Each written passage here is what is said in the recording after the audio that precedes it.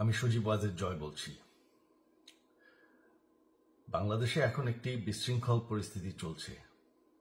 সারা দেশে আমাদের ভাঙচুর হচ্ছে, লুটপাট হচ্ছে, আমাদের শহরের বাইরে আমাদের নেতাকর্মী, আমাদের আওয়ামী লীগের নেতাকর্মীদের উপর হামলা চলছে, অনেকে হত্যা করা হয়েছে।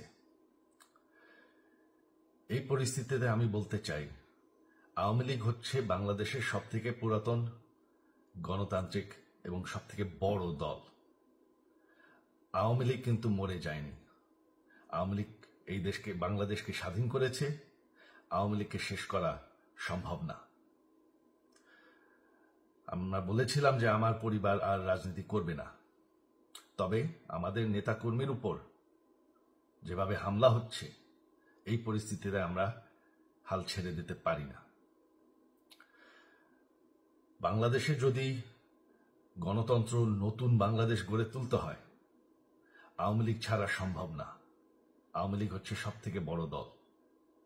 আওয়ামী লীগ কোথাও যাবে না, আওয়ামী লীগ শেষ হয়ে যাবে না। আওয়ামী লীগকে শেষ করা সম্ভব না।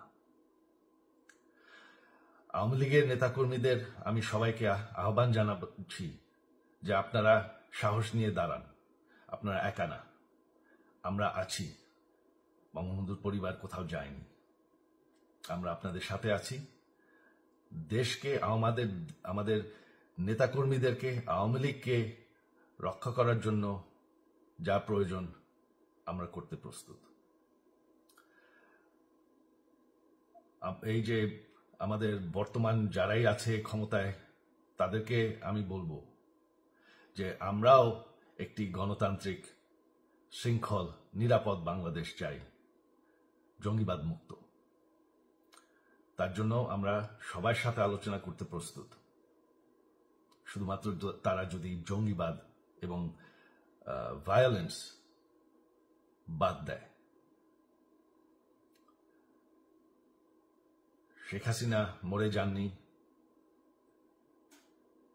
আমরা কোথাও যাইনি। বাংলাদেশ আওয়ামী লীগ ছাড়া গণতন্ত্র, নির্বাচন সম্ভব না। এই বলে আমি আমার কথা শেষ করছি। জয় বাংলা।